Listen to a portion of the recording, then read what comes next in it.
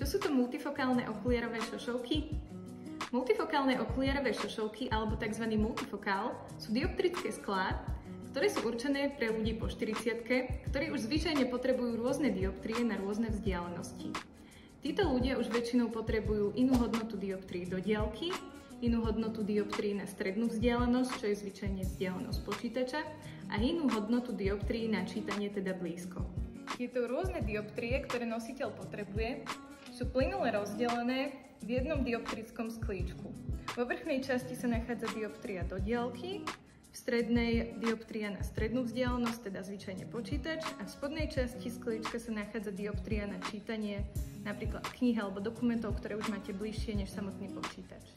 Tento prechod rôznych dioptrií je naozaj plynulý, nie je tam vidno žiadny predel, ako je to napríklad pri tzv. Bifokálnych okuliaroch.